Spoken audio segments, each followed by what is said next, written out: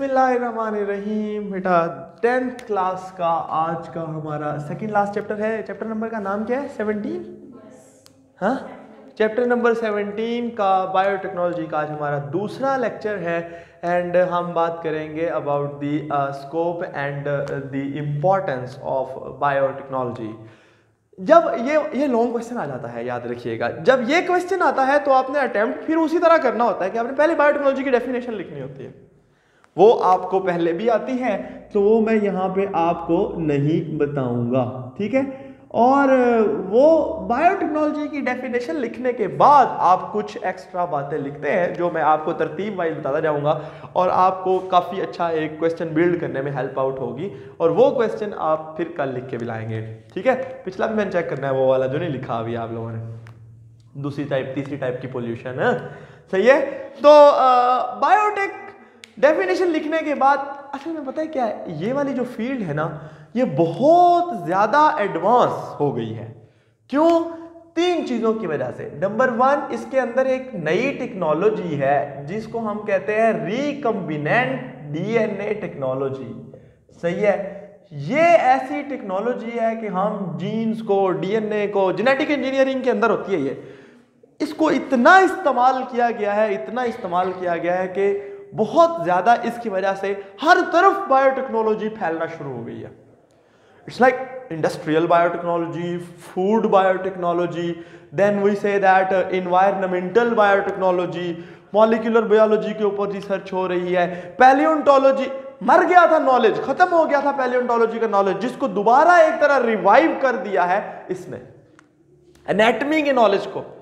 दुनिया में बहुत सारे ऑर्गेनिज्म, सबकी एनाटॉमी पता लग गई थी, ठीक, किताबें शाया हो गई, सारा कुछ हो गया, वो नॉलेज पुराना हो गया था। लोग वो कहते थे यार एनाटॉमी का कोई, लेकिन जब उन्होंने क्या काम शुरू किया, उन्होंने बायोटेक्नोलॉजी की डीएनए की रिसर्च को पकड़ के दूसरे जानवरों के डीएनए के साथ कंपेयर करना शुरू कर दिया, तो आप यकीन माने कि उन्होंने इस बुनियाद पे एनाटॉमी के अंदर इतनी होमोलॉजीज, यानी ये एक ऑर्गेनिज्म दूसरे ऑर्गेनिज्म से कितना मिलता है, ये इसमें बहुत ज्यादा रिसर्च करके दुनिया को हैरत में डाल दिया और अभी भी इस पे चल रहा है काम।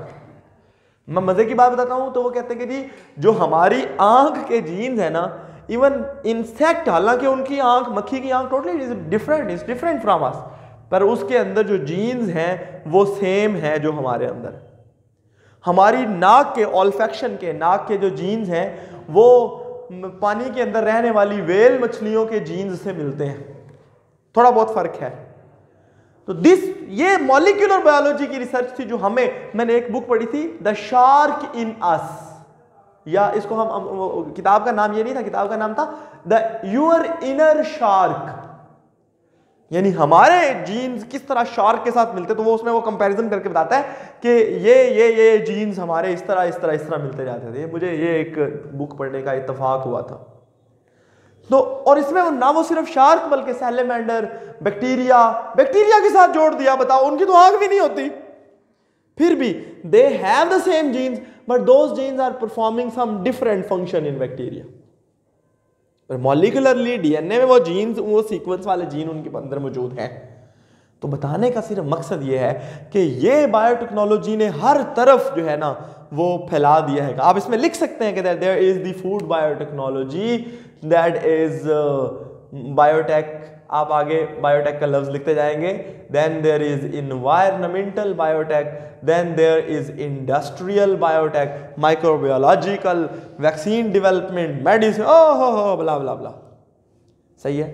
अब हम 3 उसमें से अहम तरीन शाखें पढ़ेंगे। शाखों से मुराद ये नहीं, हम 3 ऐसी डोमेन्स पढ़ेंगे जिसमें बायोटेक्नोलॉजी ने हैरत बर्पा कर दी है।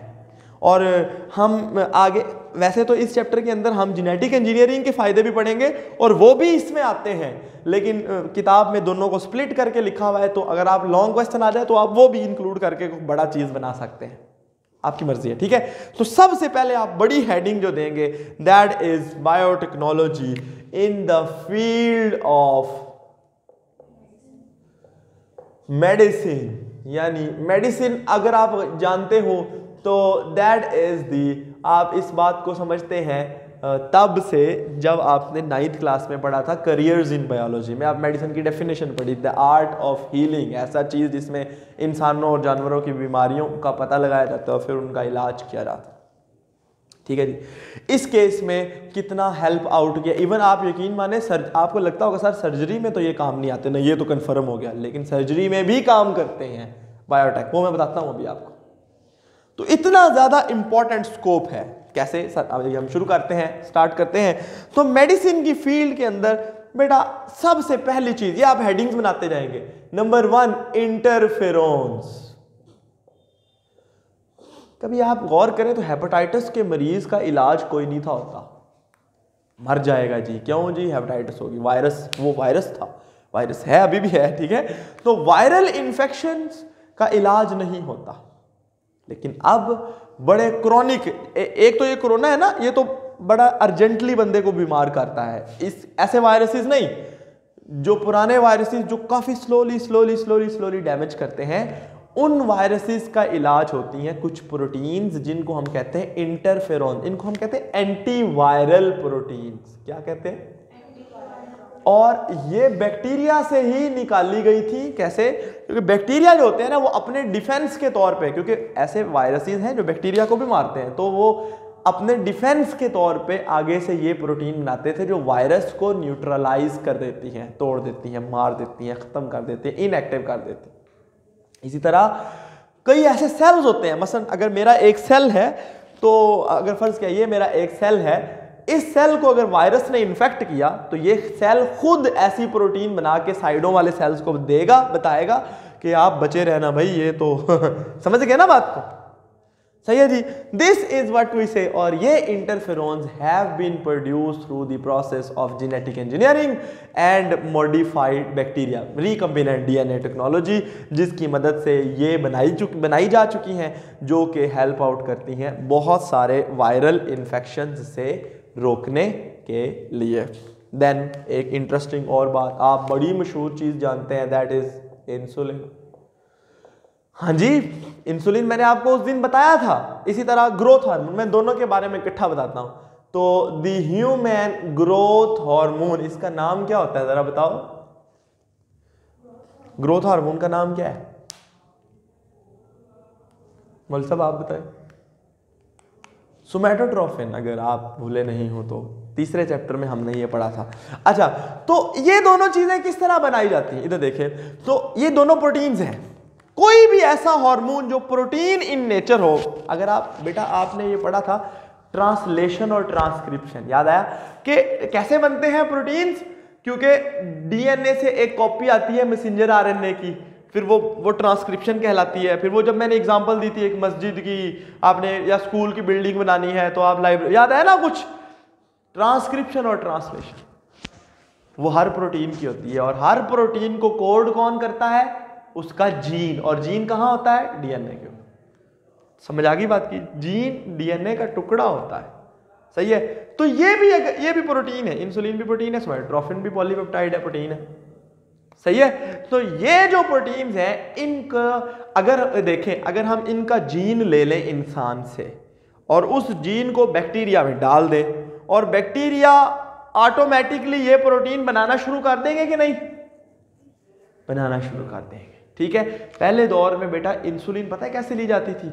मैंने आपको बताया था कल कि इंसुलिन गाय को ज़िबा, गाय का पैंक्रियाज इंसान से मिलता है, तो गाय और बैल को ज़िबा करते थे, उसका लबलबा यानी उसका पैंक्रियाज निकालते थे, फिर उस पैंक्रियाज को उसको क्लीन अप करके, उसको तोड़ फोड़ के, टिचुरेट करके उसको प्रोसेस करते थे, उसमें से इंसुलिन निकलती थोड़ी सी, बहुत कम मिकदार में, फिर उस इंसुलिन को इंसानों को दिया करते थे। और अब ये बल्क में, मैंने बताया, टनों के हिसाब से प्रोड्यूस की जा सकती है, और कोई गाय को भी मसला मसैल नहीं होगा। सिमिलरली ह्यूमन ग्रोथ हार्मोन निकलता कहां से है? सोमैटोट्रोफिन।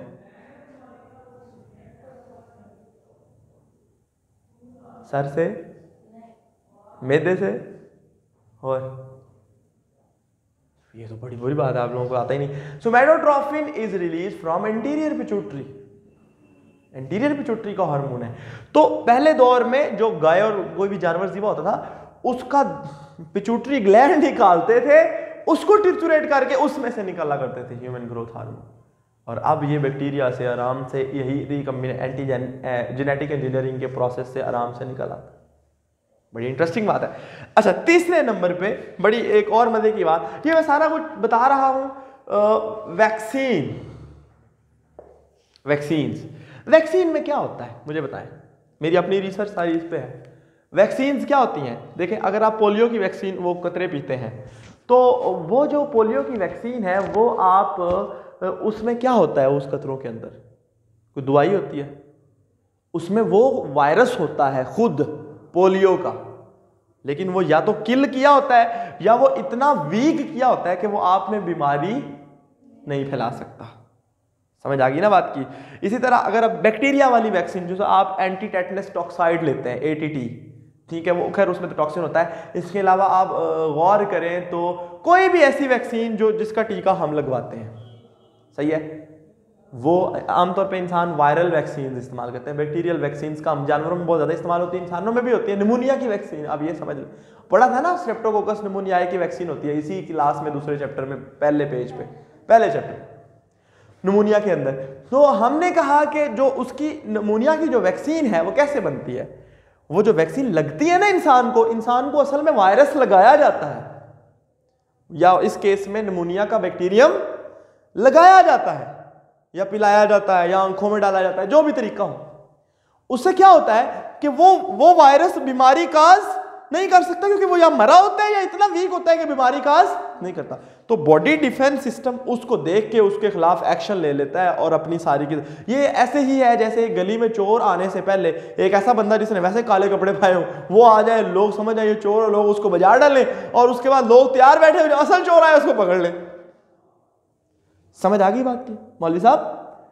दिस इज व्हाट वी से कि जब वायरस को कुट मार के दे देते हैं बॉडी में, बॉडी डिफेंस उसके खिलाफ पूरा डिफेंस खड़ा कर लेता है, फिर जब असल वाला वायरस आता है तो वो उसको मार देते हैं, खत्म कर देते हैं, बॉडी डिफेंस हो जाता है, कम बॉडी बच जाती है। सही है जी। तो ये काम अगर आप गौर करें तो अगर मैंने पोलियो की वैक्सीन बनानी हो या मैंने निमोनिया की वैक्सीन बनानी हो तो मुझे क्या चाहिए होगा? ऑब्वियसली मुझे या पोलियो वाला वायरस चाहिए या उसका बैक्टीरियम चाहिए निमोनिया का। तो बेटा वो मैं कैसे ग्रो कराऊंगा? ऐसे। सही है। मैं वो कैसे ग्रो कराऊंगा? बायोटेक्नोलॉजी में मैं उनको ग्रो कराऊंगा, उनको ऐसी खुराक दूंगा, मीडिया दूंगा, बहुत सारे बैक्टीरिया ग्रो करेंगे और फिर मैं उसमें से निकाल दूंगा समटाइम। ये तो एक बड़ा आसान सा मेथड मैंने आपको बता दिया। एक और मेथड होता है, वही होता है, देखो ये डब्बा है ना, ये एक बैक्टीरियम है, फर्ज किया, ये पेन, ये मार्कर, और ये एक दूसरा बैक्टीरियम है। बॉडी देखो, बॉडी डिफेंस ने इसको पहचानना है, ये नीले रंग को, बाकी तो सफेद दोनों सेम है तकरीबन। सही है। तो अगर मैं ये करूं, इसका लाल तो है ही है, इसके ऊपर इसका ढक्कन लगा दूं, अब ये दो बॉडी डिफेंस समझेगा, ये दो अलग अलग हैं और वो दोनों के खिलाफ एक्शन ले लेगा। तो मुझे टीका एक लगाना पड़ेगा लेकिन वैक्सीनें दो लग जाएंगी। इसे कहते हैं रिकम्बिनेंट वैक्सीन्स। समझ आ गई बात की? क्या किया जाता है कि एक वैक्सीन और एक बैक्टीरियम और दो बैक्टीरियम को, या एक वायरस एक बैक्टीरियम को, या एक वायरस दूसरे वायरस को जोड़ दिया जाता है कुछ तरीके से, वो एक अलग बात है, वो बड़ी डिटेल है, उसको छोड़ दो। सही है। जोड़ दिया जाता है तो बॉडी में जब लगाया जाता है तो एक नहीं दो के खिलाफ एक्शन लेता है। आजकल तो ऐसी वैक्सीन बन रही है कि एक टीका लगेंगे 5 बीमारियां 6 बीमारियां, सारी की सारियों का मसला हल हो जाएगा। इस पे बहुत रिसर्च है। तो बेटा ये जो फील्ड है इसमें कमाल किया है बायोटेक्नोलॉजी ने। समझ आ गई बात की? इसके अलावा अगर आप बात करें तो मेडिसिन, इसके अलावा मुख्तलिफ 2-4 चीज़ें और हैं। दैट इज़ फर्स्ट किया मुख्तलिफ एंजाइम्स हैं जिसमें से हम बात करेंगे, वो हम आगे जेनेटिक इंजीनियरिंग में बात करेंगे। एंजाइम्स प्रोटीन होते हैं ना, तो मुख्तलिफ एंजाइम है जो फर्क किया हमारी बॉडी में प्रोड्यूस नहीं हो रहे तो वो हम बाहर से दे देते हैं। समझ आ गई? इसी तरह थायमोसिन एक एंजाइम है, और भी मुख्तलिफ हैं, तो उनके बारे में अभी हम नहीं पढ़ने वाले। एक और बस आखिरी इसके अंदर फिर हम इसको वाइंड अप करते हैं, ये वाले को। That is gene therapy. Gene therapy, gene therapy क्या है बेटा? जीन थेरापी कहते हैं replacement of the faulty gene. क्या है? यानी कई दफा कुछ जीन ऐसे होते हैं, कुछ जेनेटिक डिजीजेस होती है ना, तो वो जो है फॉल्टी जीन्स, ठीक है। ये क्या है कि कुछ मसलन एल्बिनिज्म का जीन है। एल्बिनिज्म मतलब वो जो बच्चे सारे वाइट होते हैं, वो बिल्कुल गोरे हो जाते हैं, वो उनके बाल भी सफ़ेद होते हैं, है ना, पता है ना, उनकी आंखें वाइट नीली होती हैं। एल्बिनिज्म, अल्बाइनो जिसको कहते हैं, ठीक है। इसी तरह कुछ ऐसी कलर ब्लाइंडनेस, ये बीमारी है, बिल्कुल सही है। इसी तरह और वो एल्केप्टोन्यूरिया, इस तरह एक खास किस्म की डायबिटीज, सारी नहीं, एक खास किस्म की डायबिटीज भी। बताने का सिर्फ मकसद ये है कि कुछ बीमारियां ऐसी होती हैं जो जीन खराब, फॉल्टी, थैलेसीमिया, आप नाम सुनते हैं, बच्चों का ब्लड खराब बार बार रिप्लेस करना पड़ता है, सही है। इसके अलावा हीमोफेलिया, उनका खून जमता नहीं है, अगर जख्म लग जाए बड़ा मसला हो जाता है, ठीक है। तो ये वो सारी बीमारियां हैं जो जीन्स की वजह से होती हैं। तो अगर हम किसी नस्ल दर नस्ल एक बीमारी चली आ रही है, अगर हम उसको यहाँ से स्टॉप करके अगली जनरेशन को साफ बचाना चाहते हैं, तो हम क्या करेंगे, वो वाला जीन उसके जाइगोट के अंदर से डिलीट करवा देंगे, ठीक है। जब वो डिलीट कैसे, वही कट करना, कट और पेस्ट, याद आया कुछ जो मैंने उस दिन कल बताया था। तो जब उसको काट के निकाल दिया जाएगा उस खराब जीन को और उसकी जगह सही जीन लगा दिया जाएगा, तो अगली जनरेशन में वो मसला नहीं आएगा। दीज आर डिफरेंट, मैंने थोड़ी सी बताई है अभी जो मेडिसिन के अंदर। और अब आप सोच रहे हैं कि सर वो सर्जरी के अंदर कैसे काम, नैनो टेक्नोलॉजी, ये किताब में नहीं लिखी ये बात, याद रखिएगा। 7 number, that is nano particles.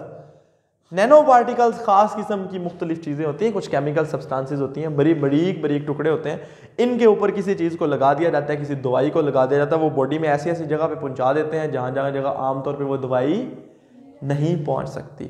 मैं एक बंदे को जानता हूं जिसकी रिसर्च है कि उसने एक मरहम, एक दवाई बनाई और उसके अंदर उसने नैनो पार्टिकल्स लगा दिए, और वो जब उसने ज़ख्म पे लगाई जानवरों के तो वो जल्दी हील हो गए सिंपल मरहम लगाने की बजाय। तो ये फ़ायदा हुआ कि ना हुआ, सही है जी। आजकल ऐसा काम किया जा रहा है कि ऐसे नैनो पार्टिकल्स बनाए जा रहे हैं जो ये जगह जगह पे जहाँ स्टंट नहीं डालने पड़ते या जहाँ पे कोई ब्लॉकेज हुई हो खून की नाली के अंदर, उसको खुद ही क्लीन कर देते हैं, सही है। तो ये मैं आपको कुछ आइडियाज़ दे रहा हूँ जो आगे आप अल्लाह करे रिसर्च करें, लेकिन मुझे उम्मीद नहीं है कि आप इतने आगे जाएंगे। खैर अल्लाह करे जी, मैं तो दुआ करता हूँ। अच्छा जी, दूसरे नंबर पे है इन द फील्ड ऑफ, या देखो बेटा आगे ये 7 है ना, 7 के बारे में आप एक एक लाइन भी लिखें तो 7 लाइनें ये, 5-4 इधर और 5-4 आगे, तो 1.5-2 पेजेस का पेपर सवाल बनता है, और जिसमें ये सारी हेडिंग्स देनी है आपने थोड़ी थोड़ी करके, एक बड़ी हेडिंग उसके अंदर छोटी छोटी हेडिंग्स, ठीक है जी मौलवी साहब। अच्छा, फूड के अंदर अगर बेटा मैं आपको पॉइंट्स बताऊं ना तो वो क्या है, देखें सबसे पहला बेटा फूड की प्रोसेसिंग की जाती है कुछ इस तरह से, फूड प्रोसेसिंग, ये आप 100 तरीकों से कर सकते हैं। मसलन इसके अंदर फर्दर मैं चीजें बताता हूं। मसलन बेटा आप आटे को खमीर लगाएं, फर्मेंटेशन करें आटे की, सही है, क्यों करते हैं, to make the food palatable, यानी उस फूड को जायकेदार बनाने के लिए। आपका दिल नहीं कर रहा एक चीज खाने को तो आप दूसरी चीज खा लेते, ठीक है।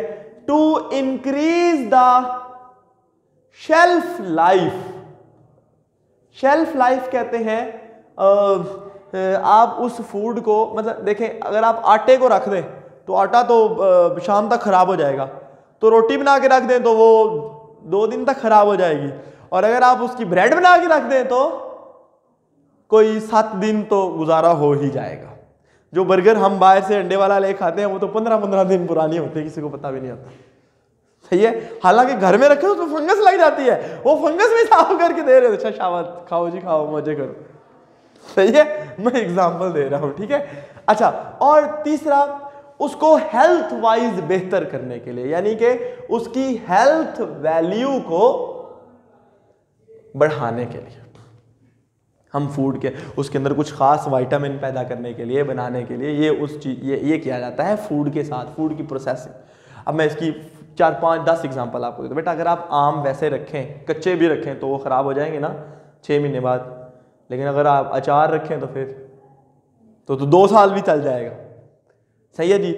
अगर मैंने ब्रेड वाली एग्जांपल दे दी आपको, उसका बेहतर करने के लिए, उसका जायका, कुछ लोगों को रोटी पसंद नहीं होती या बीमार होते हैं तो डॉक्टर साहब ने मना किया है, तो अब वो दूसरी वो खा लेंगे, ब्रेड खा लेंगे, थोड़ा सा नरम होती, जल्दी हजम हो जाएगा, पेट में दर्द भी नहीं होगा। हाँ जी, तो ये बताना है बेटा कि फूड इंडस्ट्री में तो इनकलाब बर्पा किया है। मसलन इसके अलावा वाइन्स, मुख्तलिफ तरह की बहुत बड़ी इंडस्ट्री है। हम पाकिस्तान में तो नहीं है, हम तो मुसलमान हैं, लेकिन अभी यहाँ पे बिकी जाती है। लेकिन बाहर के मुल्कों में जो शराब बनाने की इंडस्ट्री है वो सारी फर्मेंटेशन पे चलती है, सारी की सारी बायोटेक्नोलॉजी बेस्ड है। सही है। इस तरह बेटा हम माल्टेड ड्रिंक्स की बात करते हैं, ये वो चीज़ें होती हैं जो माल्ट 79 और ये वो ड्रिंक्स बड़े लोग शौक से पीते हैं, ये वो चीज़ें होती हैं। इसके अलावा हम बात करते हैं बेटा फर्मेंटेड फूड के अंदर और बीवरेजेस। पाकिस्तान में भी मुख्तलिफ किस्म के जूस ऐसे हैं जो बनाए जाते हैं, बल्कि बाहर से इंपोर्ट भी किए जाते हैं, तो वो सारे भी इस बेस पे बनते हैं। तो ये वो है कि फूड को इतना ज़्यादा इम्प्रूव किया है इसने, इस बायोटेक्नोलॉजी ने। फर्दर भी मैं कुछ बता, हाँ, ये एक एक्स्ट्रा चीज़ है, ट्रांसजेनिक ऑर्गेनिज्म। ये तो बेटा कमाल ही हो गया। अभी मैं आपको बताऊंगा तो आप कहेंगे वाह वाह वाह वाह सर क्या बात है। ट्रांसजेनिक ऑर्गेनिज्म की डेफिनेशन मैं बता देता हूं। ट्रांसजेनिक ऑर्गेनिज्म उसे कहते हैं, ट्रांस मतलब बाहर से लिया हुआ, जीनिक जिसका जेनेटिक मटेरियल थोड़ा सा बाहर से कुछ हिस्सा आया हो। द ऑर्गेनिज्म विद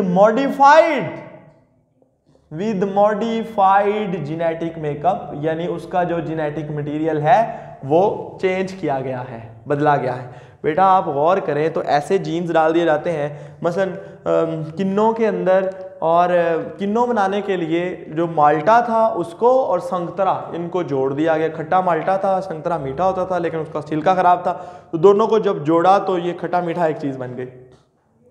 सही है। फिर उनकी जेनेटिकली उसको फर्दर बेहतर किया जा रहा है, अभी तक किया जा रहा है। पाकिस्तान का किन्नों दुनिया में पहले नंबर पे आ जाता है, इतना अच्छा है। आम भी सही है जी। इसके अलावा ये तो मैंने एक बात बताई, ऐसे जीन्स डाल के चेंज कर करके ऐसी गाय भैंस बकरियां बनाई गई हैं जो बहुत ज़्यादा दूध देती हैं, जो बहुत आला क्वालिटी का ऊन, चमड़ा, वो जो ऊन वूल वो देती है, जिससे बड़े अच्छे अच्छे महंगे महंगे कपड़े बनते हैं, आला क्वालिटी के। व्हाट वी से दैट आमतौर पे वो गोट्स नहीं थी, लेकिन एक ऐसी गोट जिस तरह अंगोरा गोट है, अंगोरा रैबिट, कोई उसका एक छोटा बच्चा भी कोई 20,000 के करीब मिलता है, इतना सा रैबिट है, देखो क्यों। और उसकी जो वूल है वो बड़ी महंगी है, उससे बड़ी अच्छी अच्छी चीज़ें बनती हैं। अंगोरा गोट है एक खास किस्म की, एक पाक अंगोरा गोट है। पाकिस्तान की एक गोट थी और तुर्की की अंगोरा गोट को जोड़ के तो एक बनाई गई है, एक और बकरी बनाई गई। उसकी भी खाल, उसकी भी वो बाल हैं वो लंबे लंबे होते हैं, तो उनको निकाल के वो सेल की जाती है, बड़ी महंगी बिकती है। तो बताने का मकसद यह है, इसे कहते हैं ट्रांसजेनिक। ऐसे आप खुद सोचें, प्लांट्स ऐसे तैयार कर, आपने कहा था ना प्लांट खुद नाइट्रोजन को फिक्स नहीं कर सकते जो हवा के अंदर है, ऐसे प्लांट बैक्टीरिया फिक्स करके देते थे ना वो बायोलॉजिकल नाइट्रोजन फिक्सेशन में। तो ऐसे प्लांट तैयार कर लिए गए हैं। ये सारा कुछ आप लिखेंगे इसके अंदर एक एक लाइन जो मैं लिख नहीं रहा, ठीक है। तो दैट इज ट्रांसजेनिक, मतलब increase the high milk meat production, ऐसे ऑर्गेनिज्म, हाई यील्ड क्रॉप्स, ऐसी ये बनाई गई हैं, ऐसी फसलें जो ज्यादा पैदावार देती हैं। और अभी जो मैंने बताया ट्रांसजेनिक प्लांट्स बनाए गए हैं जो खुद नाइट्रोजन को फिक्स कर सकते हैं। सही है जी। उनके अंदर वो नाइट्रोजन फिक्सेशन वाले जीन्स डाल दिए गए हैं, वो एंजाइम्स बनाने वाले। तो बड़ी इंटरेस्टिंग बातें हैं ये सारी।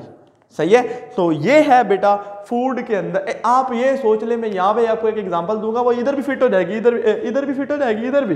वो क्या है, आप देखें ना, यहाँ पे इंसुलिन ऐसे बनाई जा रही थी ना, ऐसी बकरियां तैयार की गई हैं जिनके दूध के अंदर इंसुलिन निकलती है। अब सोचो वो बकरी का दूध पियेंगे, वो कहते जी नहीं बाजार से वो जो हमने वो वाली नहीं इंसुलिन टीका नहीं लगाना, आप ये बकरी का दूध पीते रहे, आप सेट रहेंगे, आपको इंसुलिन पूरी मिलती रहेगी, आप डियाबिटिक भी हैं फिर भी, बताओ। और अब तो क्योंकि बकरी दूध थोड़ा देती है, अब ऐसी बकरियां और गाय बनाई गई हैं जो यूरिन ज़्यादा प्रोड्यूस करती है। तो उनके जिन मुल्कों के अंदर ये अलाउड है यूरिन को प्रोसेस करना, उन मुल्कों में उनके यूरिन में भी इंसुलिन और ये मुख्तलिफ हार्मोन्स आ जाते हैं। बताओ, यहाँ तक रिसर्च पहुँच गई है, बल्कि इससे भी बहुत आगे है। ठीक है, तो ये आपको मैंने बता दिया कि ये फूड के अंदर क्या आखिरी, that is the biotechnology in the field of environment. वो मैं यहाँ पे थोड़ा सा बता देता हूँ। इन्वायरमेंट के अंदर इन्वायरमेंटल बायोटेक्नोलॉजी में कुछ इंपॉर्टेंट बातें मैं आपको बताऊँ। वो क्या है, देखें बेटा, इसमें सबसे इंपॉर्टेंट बात होती है इन्वायरमेंट को क्लीन रखने ना, तो दो चीज़ें होती हैं, गंद मत फैलाओ और जो पहले है उसको साफ करो, उसको क्लीन करो। यही दो चीज़ें होती है ना।